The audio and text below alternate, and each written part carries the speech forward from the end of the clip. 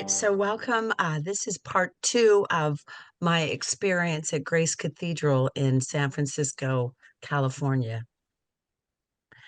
And Tim has some slides that we're gonna jump in with. If you remember from the past, we've taken the first few moments of my trip. I spent 4.5 hours at Grace Cathedral on my journey up to San Francisco in March.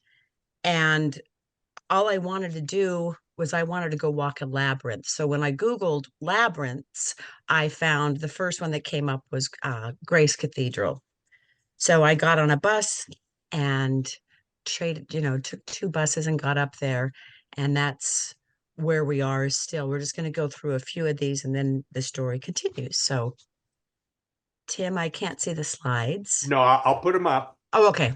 There we go. Let's see. And thank you ahead of time for Tim and all of his Sure. excellent skills in getting this presentation put together. Okay, let's go keynote 2. Let's share the sound off to the right. Share. Let me go big with that. Let me go full screen, enter full screen. Okay, can you see that okay? Yeah. Alrighty. Okay, so here we go. Next slide. So again, May 4th was actually World Labyrinth Day. And I highly suggest if you have not walked a labyrinth, Google one, go find one and walk one in your community because it does magic on one's being. It really opens you up. Next slide. So this is at the end of a very long hall in Grace Cathedral, and this is a stained glass window that you are encouraged to go up to and actually touch. They want you to put your hands through the metal and actually feel the glass that the artist has created. And then this is a box down below that is a wood box that an artist, trying to find his name at the moment, that depicts the Christ and the wood that the cross would have been made out of. Next slide. Another beautiful, you could, I don't know, there's just this view makes you pause. It's gorgeous. Next slide.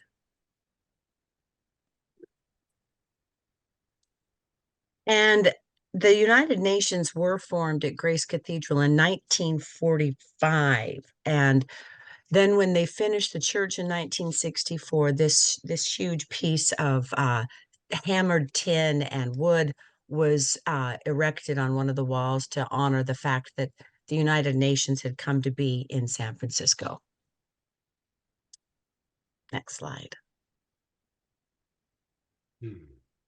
Just breathtaking, the Gothic nature and the architecture that the man that built the building, I tell you his name right now, was built by George F. Bodley. He was the architecture of this. The last time that, if you remember, if you were here for the last presentation, Lauren Artest was part of our presentation, which was kind of like a little shocking for me because she's one of the world-renowned people about the labyrinth, and she ended up being on the presentation, so I was starstruck. So she's not here today to back me up, but so we're going to make it through. Going on. The grand organ that was not playing the day that I was there, but I have heard since recordings of it. But just the huge pipes of this organ and the statues. I think that's John the Baptist, and then also on the other to the left is an angel fighting away the tigers. Next slide. So you can see there's the tiger on his side up against these carved out pieces of organ. even the little face. It's just you could spend so long trying to find all of the faces and the people and researching down below on if you can see down below right on the left there, that man there going on.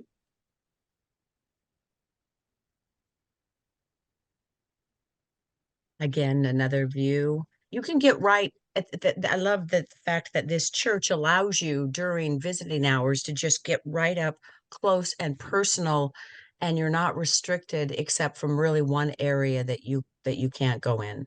Next slide. And this is that one area that no, this is the same area. So, but that's just a little bit back, and there's a little fence that they've got in front of it. Next slide. The windows. The windows of this place are absolutely astounding. They contain 7,000, the cathedral, 7,290 square feet. And the stained glass, there's over 1,100 figures in these windows. They range from Adam and Eve to Albert Einstein, and they even have Jane Addams, Thurgood Marshall, John Glenn, and Robert Frost and Einstein. So they have dedicated these windows to just great thinkers and not just religious, but also to humanity. Next slide.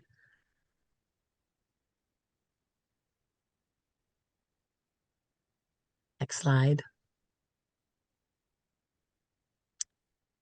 And this, I didn't get a close enough picture of that, but this is the Lady of the Flowers, and this was done by an AIDS artist in the early 80s.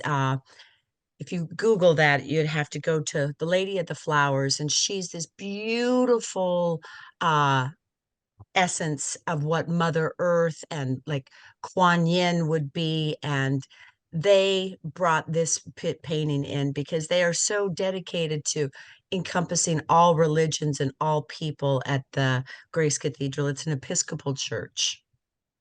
Next slide. So I'm walking along and I get to this little back corner and I see this plaque and I'm like, to Dart Martin Luther King? I had no idea. So he was one of the speakers. What he gave one of his last speeches here in 1965. Next slide. So they have back behind the pulpit, they have an altar that you can light a candle to Dr. Martin Luther King.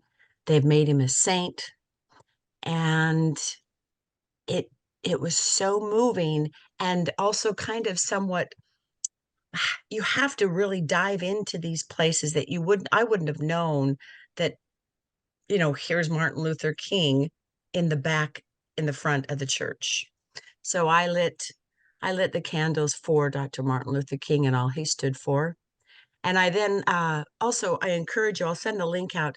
There's speech that he gave from the pulpit on that date on March 65 is some of his best and most renowned works. Rule of Love, Be the Best Little Scrub, Be be the trail. If you can't be the sun, be a star. Hmm. Be the best of whatever you are.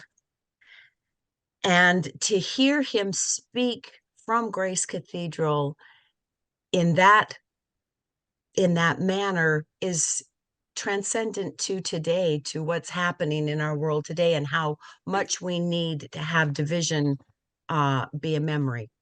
Next slide. This is in the chapel where presidents go pray. I know that they said that Bill Clinton went in there and said some prayers. So, but you're not allowed to get into this space. The altar up alone is just this amazing gold filigree of the crucifixion. Next slide. Stonework, the windows, the altar. Next slide.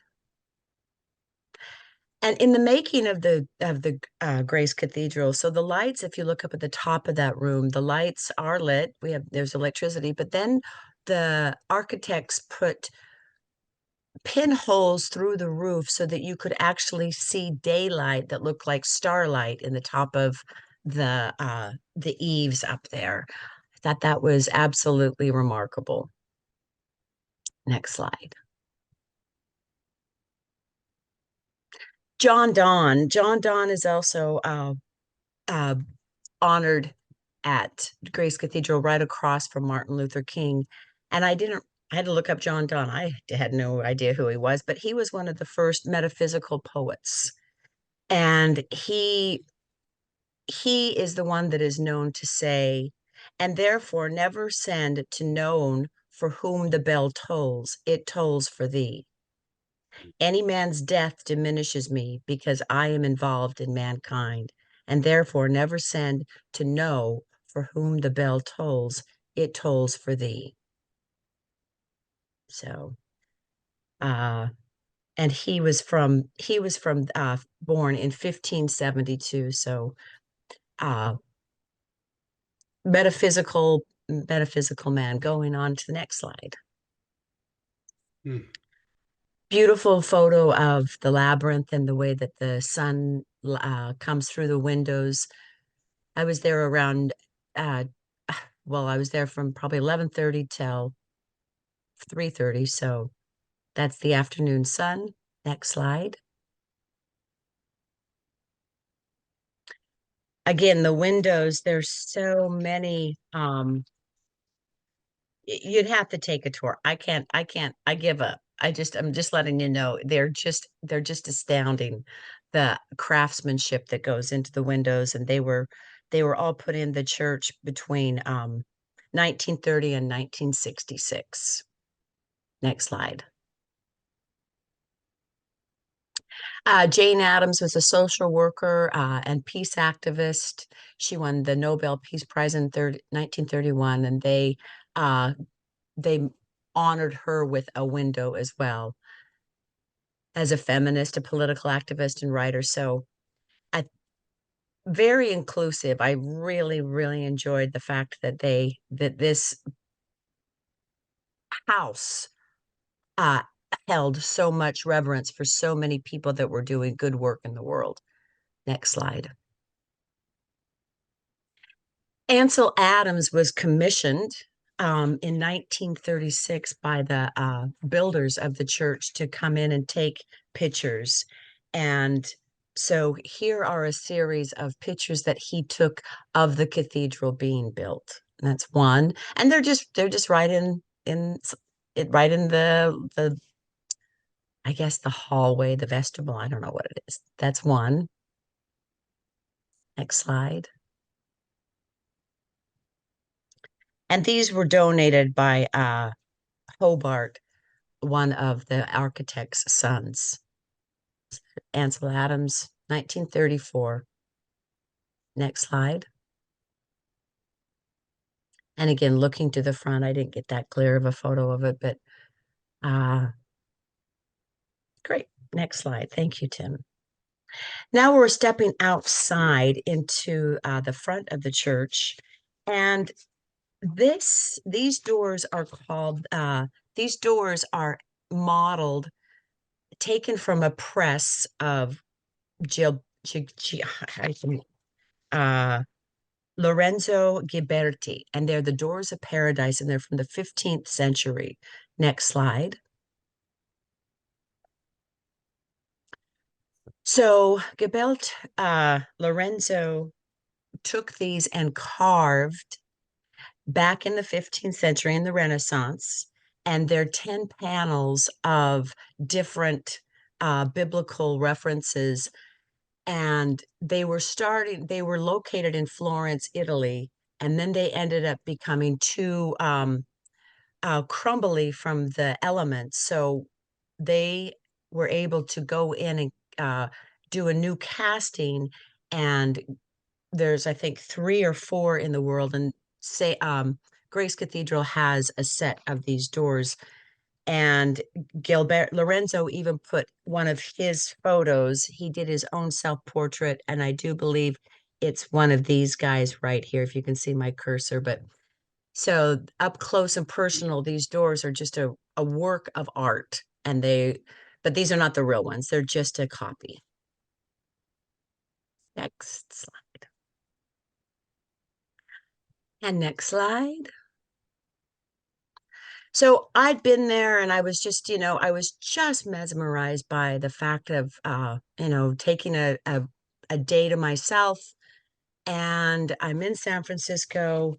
So I I had a great time. And then the next slide, walking away from the church, just a beautiful, clear San Francisco day. And then across the street, next slide, they also have a park, and it's right there off Sacramento. And next slide, they have a beautiful, like, little park with more of, exquisite architecture that you just feel like you're not in the United States. You feel like you're where Pamela is right now over in Paris.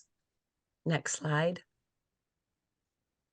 And Tim kind of highlighted this so you're able to see more of this exquisite fountain.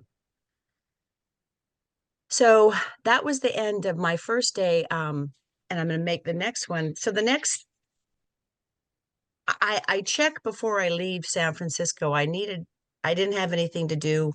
And I checked if they were going to have a service, and I wanted to go to a service. They weren't, but they were having a sound bath on a Saturday night. So I got an upright ticket. Next slide.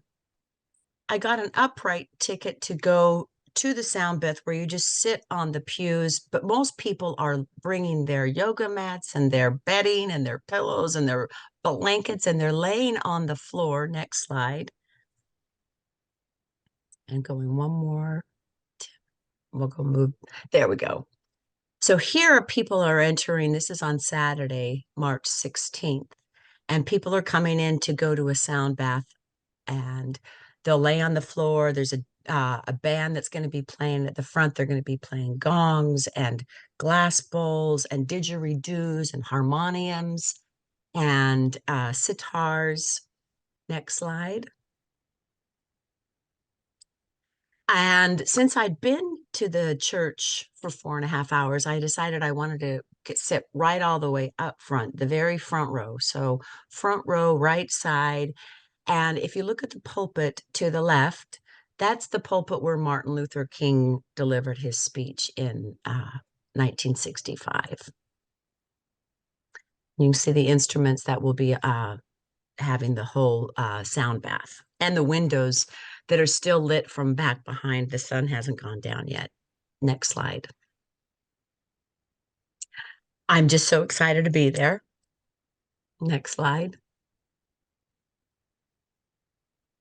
Really humbling to actually think that that is where Martin Luther King spoke. It hits me so emotionally. So, next slide.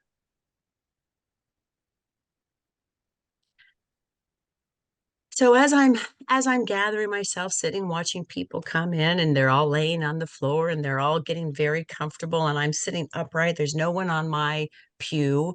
No one bought the cheap seats. I bought the cheaper seat to get uh, to really stay present and see the musicians, because I thought that sounded more up my alley. Next slide.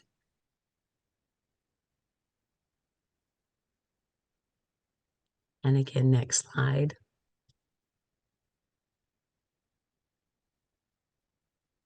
Next slide.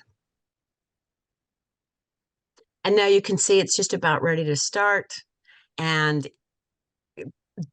the windows, look at the windows now. The sun is left, and their brilliance is not really being able to be seen. So it's really amazing what light can do. Next slide.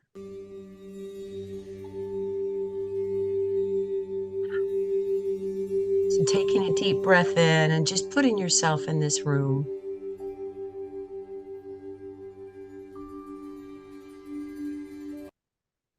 I was absolutely so in awe of being in this Gothic setting. I just have such an affinity for Gothic buildings.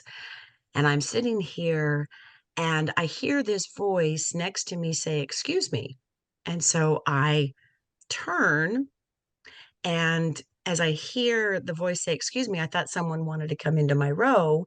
And so I turn, and on the pew, which I'm sitting at the very end of the bench, I hear this tinkling, and the tinkling sounded somewhat like, don't know if you can you hear that? So I hear a little tinkling. If you can't hear it, just imagine tinkling. And I turn and look, and on the pew next to me there is a hand, a right hand drumming its fingers like, "Excuse me, I'm waiting for you." It has a very thick gold band ring on it that is at least up to almost to the knuckle. It's pounded so thin. It's one of the thinnest gold rings, but yet it's a thick band. And the skin is translucent to a translucent pink hue. And I see this hand and it's drumming its finger. And then I go up as I watch the hand. The hand disappears after before the elbow. And I think I'm seeing things. And I turn back to the front of the chapel and I'm like, what was that? And I turn back to the side and it's not there. But it was there. And so I look and all I see is a lady lying on the floor with her behind in pink yoga pants, which I know that is, not, it was not of this beautiful hand that I had just seen. So I felt I was already being ushered into something very magical. Next slide. So I had brought with me my Mary, the Lady of Guadalupe, and then that was my key to the Airbnb where I was staying. And I just felt after that sighting of that hand, I really needed to take a picture of uh, the Lady of Guadalupe for some reason. And so Tim helped me put this together, but what I didn't really, I hadn't figured out exactly what this message of seeing this hand was about. But this morning I looked up the time I took that photo. I took that photo at 6:43. And so I thought, well, maybe that's something I can look up because I've not had any hits that I can find about other spirits that have people have seen in the cathedral. But 6:43 is the time of the angels. And the message that when I looked it up, it says that they have um, communication is the pioneer sign of 6:43. This is the presentation and reception of knowledge. You're supposed to embrace positivity when you see the angel number 6:43. You're asked to ask yourself why these numbers appear, but it's good to listen to what the universe wants to pass through these angelic signs. So perhaps it was an angel sighting that I was seeing. Next slide.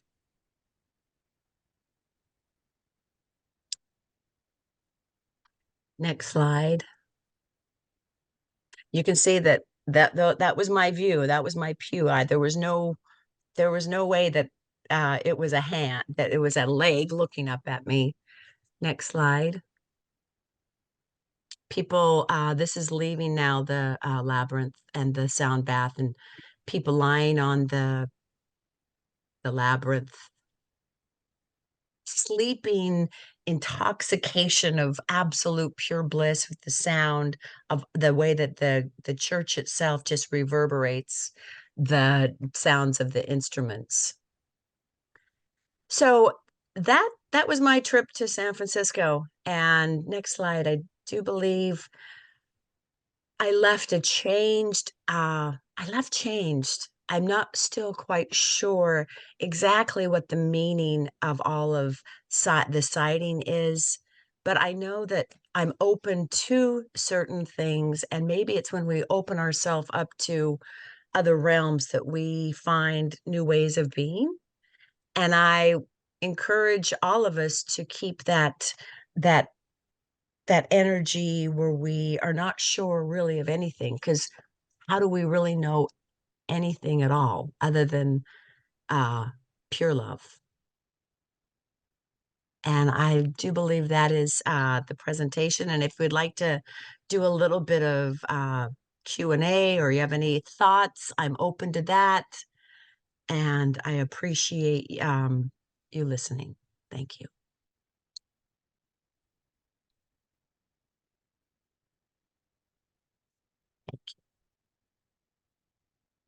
Questions, suggestions, insights, thoughts?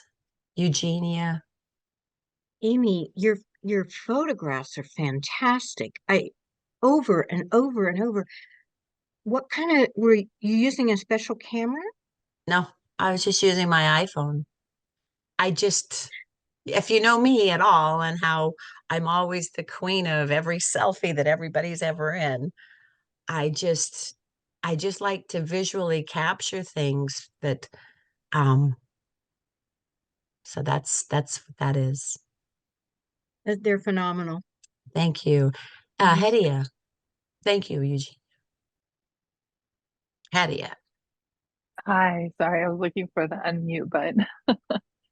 I appreciate your heartfelt connection to your experience and recognizing that it was and it did change you.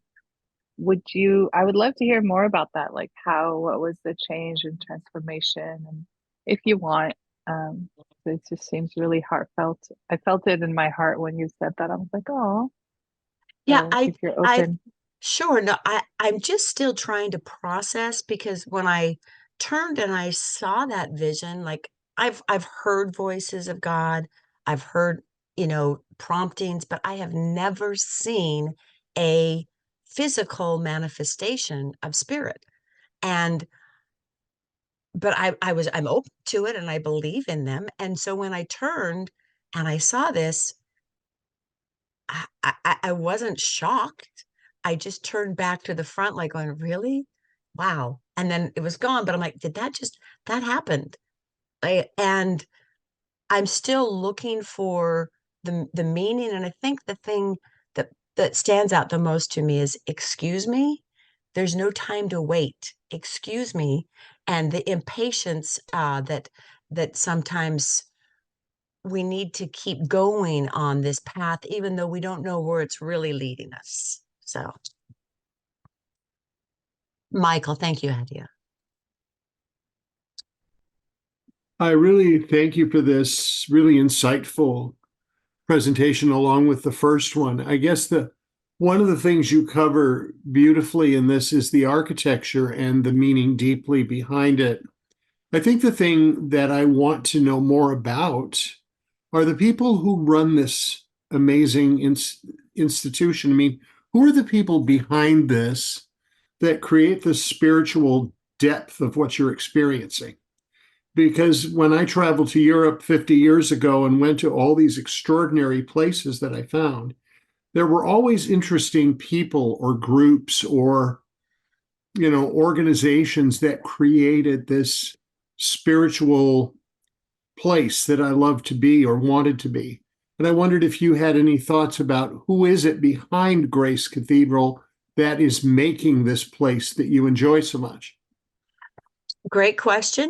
And I think it goes all the way back, probably to the Episcopal Church, that they are really avant-garde about their thinking. Uh, they wanted this church to be for the city of San Francisco, and because it was just a small little chapel when the city was just founded, they really kept their history alive. And one thing I did find out, the Keith Haring, the AIDS memorial that's in the chapel, because San Francisco lost so many people, so many souls to the AIDS epidemic, that they needed to find a way to honor that. So they created the AIDS Memorial Chapel. But the Keith Haring tablet that you can literally kneel down in front of and uh, think of your loved ones that you lost, that was donated by Yoko Ono. I found out last night. I mean, how you just you at face value you see something, but you don't know the history. You're exactly right, Michael, of how dedicated people are to bringing forth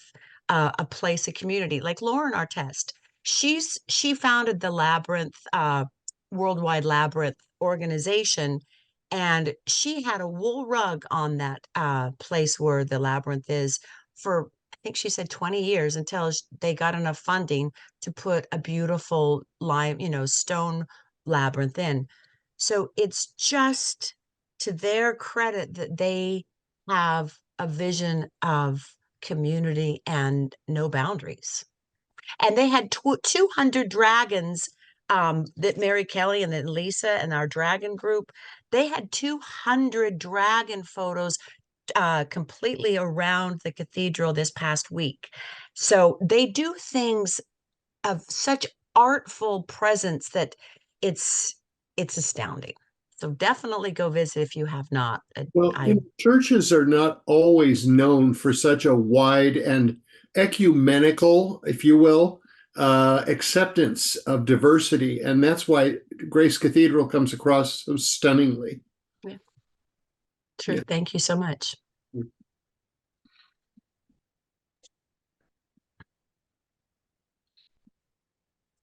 Sarah. Amy, this was such a beautiful presentation. I must admit I haven't watched the first. I was in here and I haven't watched the first one, but I will. Thank you for taking us on this journey, and it feels like it was like quite a transformative journey for you. Thank you for sharing it. And I was really, really touched by the Martin Luther King part. I mean, what an amazing way to honor the history and a man like that. So thank you for sharing all of this. Absolutely. And I will include, I listened last night to the 1965 recording, and it's archived from Meet the Press, and you can hear his recording and his interview with Meet the Press. So it's almost an hour and a half from the sermon to an interview. It's If time travel's real, then he is time traveling today, and keeping that essence alive of what his dream is. And we are the ones that then have to fan that flame to keep it, growing. Our morning was already filled with this topic from Carolyn to the things that we see in our daily life that we have to remain vigilant against. So thank you for feeling that. Very powerful, very powerful man. Yeah, Thank you. thank you.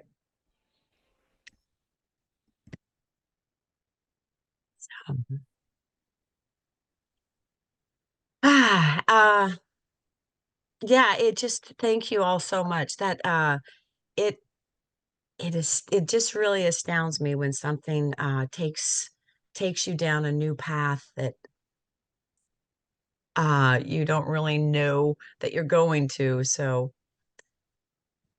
has anybody else seen, I'll ask that question. Who else has seen a manifestation of spirit?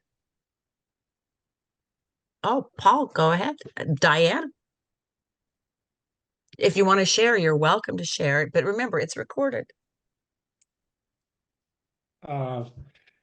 Well, first of all, I was an altar boy in the Episcopal Church in Michigan, where I grew up.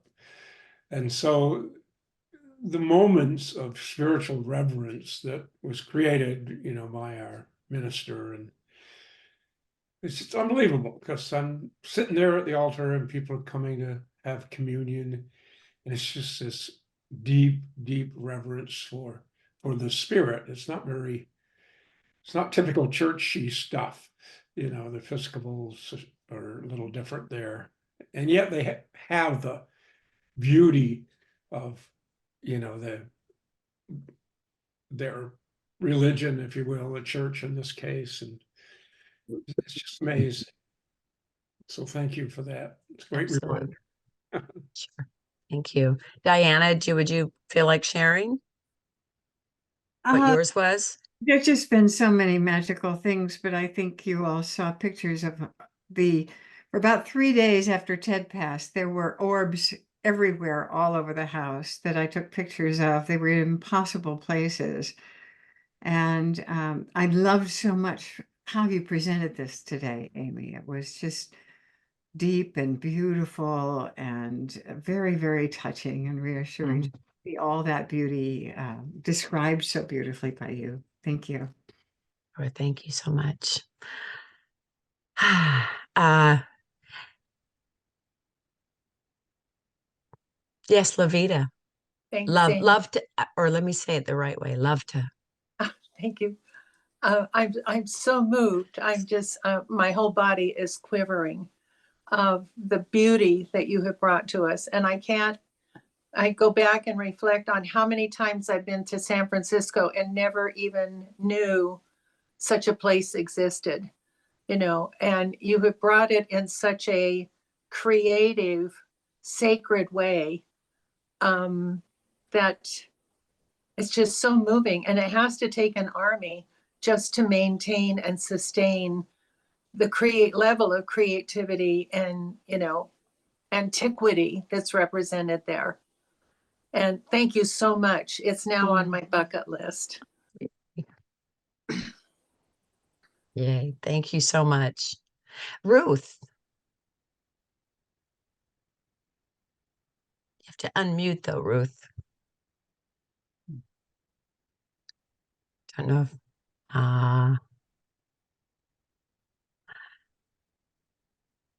Looks like she's frozen. I'm sure she'll be back in a bit. okay. Here I am. Oh, there she is. Great. Amy, this was really extraordinary. I have to tell you that I've been writing about your presentation and speaking about it since I first heard it, and it came up again, and I mentioned it to my congregation, my Jewish congregation, because my Rabbi Finley, was talking about how does religion create steps of a journey? What are the different points that we stop at on our journey, and how is religion, what originally as it was planned to move us? And then I thought, well, that's what Amy was doing, showing us in the cathedral, how every part of the church was actually a stopping point and how should I say, in the journey upwards.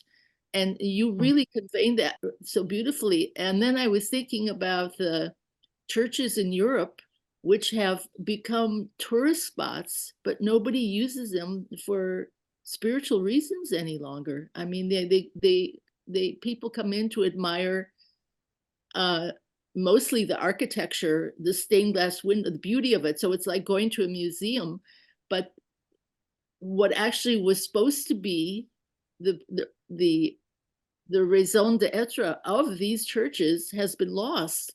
But you brought that back on your journey through your photographs. And so we were talking about what are the stages in Judaism? How do we go down that path?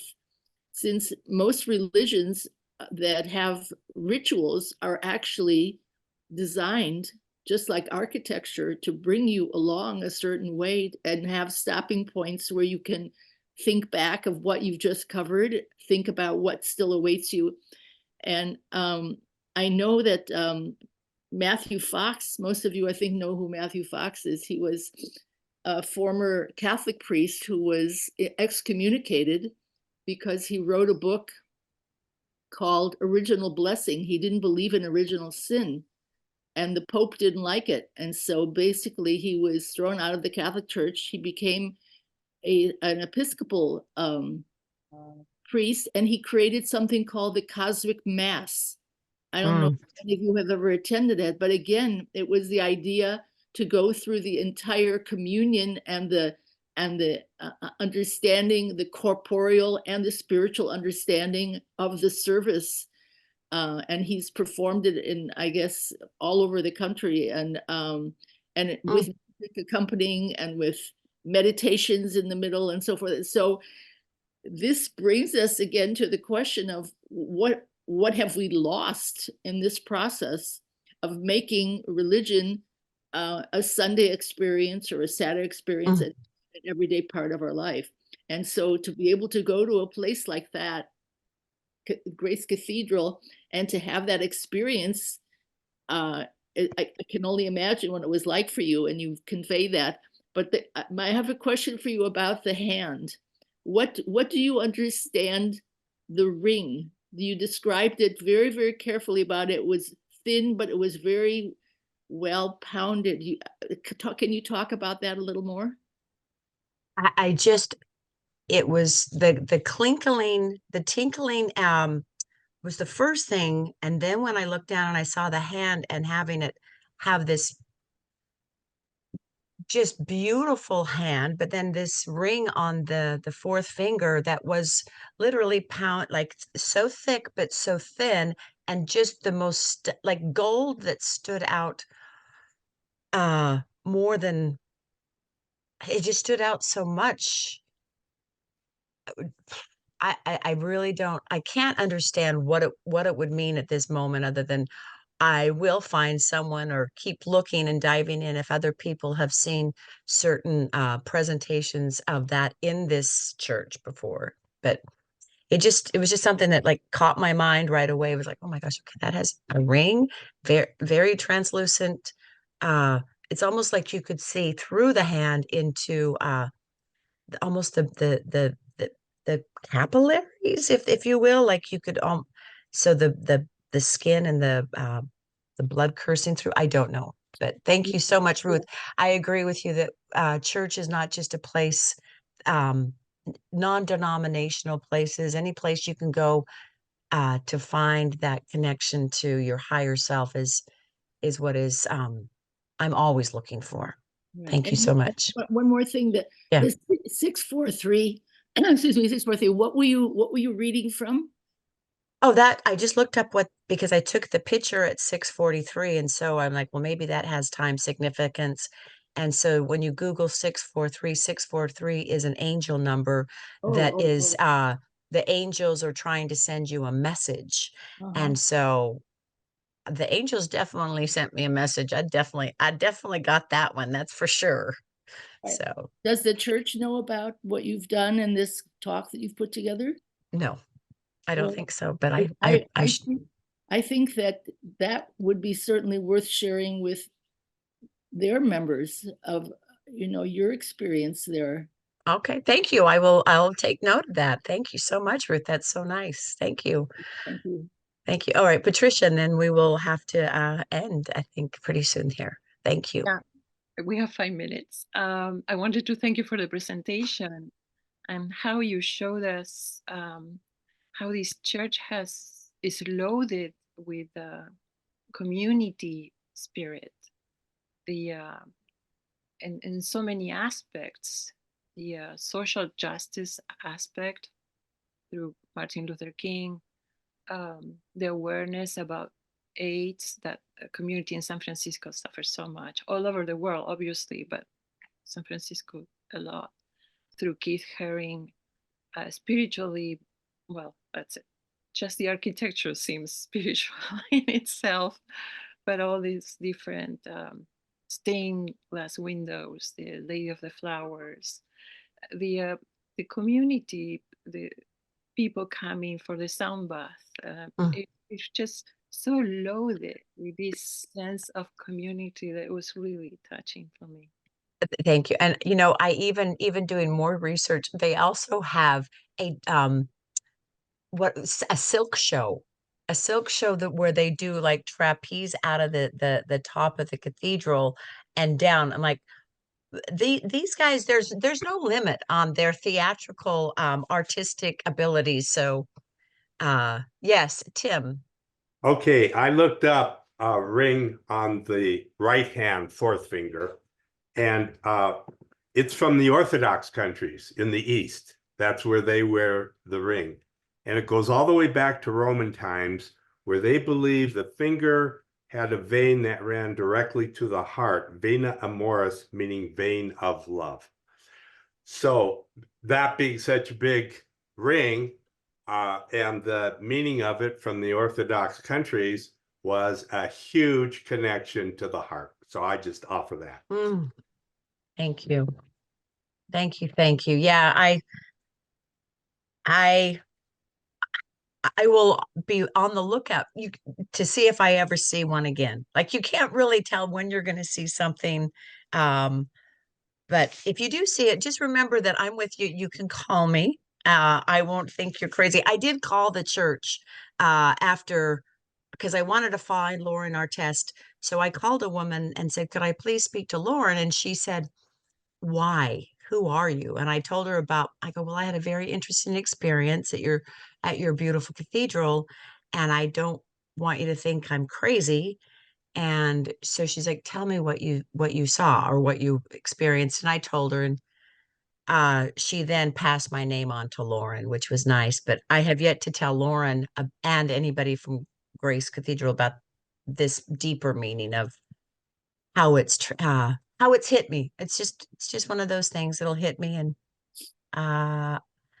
thank you so much for the encouragement to do this and the space to share such with lovely people that really get certain things. And it's an honor. And goodbye.